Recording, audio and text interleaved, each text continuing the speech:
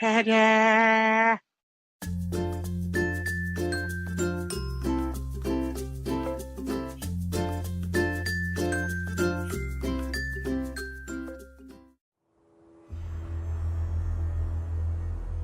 Courage is a central characteristic for the races of Warhammer.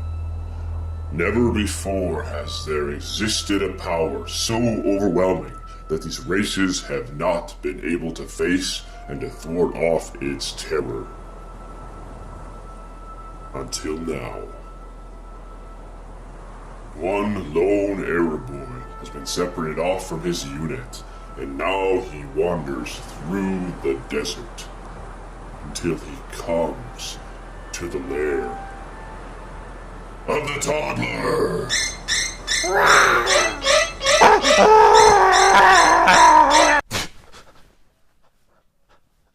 I gotta get busy.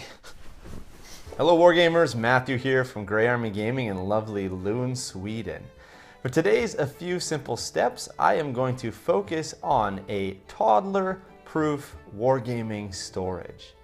Now, unlike other episodes of A Few Simple Steps, I won't be showing you today how I made this, but rather I'll just give you a glimpse into the final product to give you some ideas if you would like to keep your gaming supplies safe out of the reach of little hands. Let's go ahead now and show you the unit that we have made now for storage. I placed it inside of this hallway slash closet area. And this space really wasn't being used as well as it could have been. On the left here we have towels and other things behind the curtains. But what is really good over here is this space on the right. Now if I pull back, you can see here we have already placed a bookshelf, an Achaidh type bookshelf with 9 different square holes, and we filled that up with various kinds of terrain. Here we have finished terrain pieces. Some of you have seen these before in Legendary Battles. We have works in progress, so on and so forth. Trees. On the top here we've got our hills, lots of different kinds of hills, more trees, rocks and obstacles, and some more finished terrain down here. Now this is a really nice way to use this space. When we had moved into this place initially, this white shelf here was in place, and the white shelf, however, was not very well fortified. Let me get down and show you here. This board on the side here with a couple screws is all that was used here to keep it fortified.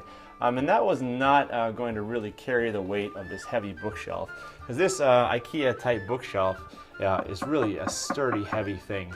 By the way, you can find these things at secondhand stores for really cheap. This one I think was $15, so this project doesn't cost you much money. So what we had to do then was we had to go and reinforce the bookshelf. And the way we did that was we just took these 2 boards and we placed them underneath the bookshelf. We didn't even need to screw them or nail them in because there's so much weight on top of these. And what we did though is we took this 2x4, nailed it into this board, and propped it underneath. Now this 2x4 goes all the way down to the ground. And we used a level to make sure that it was going to be standing upright and straight. You can hear from that it is pretty solid. There's a lot of weight holding that in place. Same thing over here under this other side of the bookshelf. We added another support piece all the way down to the ground.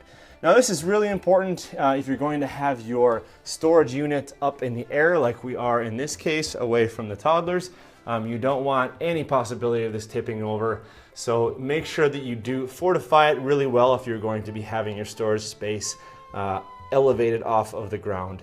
But as you can see, a couple support pieces, about $5 or $6 for the wood, and about $10, $15 for the bookshelf.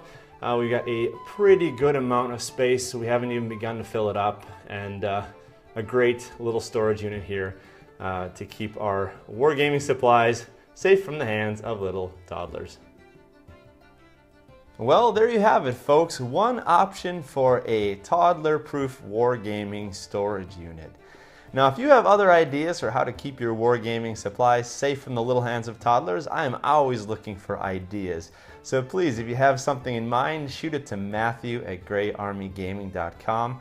I'd love to hear your ideas and to see your pictures. Well, thank you for joining us here today at Grey Army Gaming, where Grey can always play. Finally, some peace and quiet. Wait a minute. Wasn't there another chair out here? The desolation.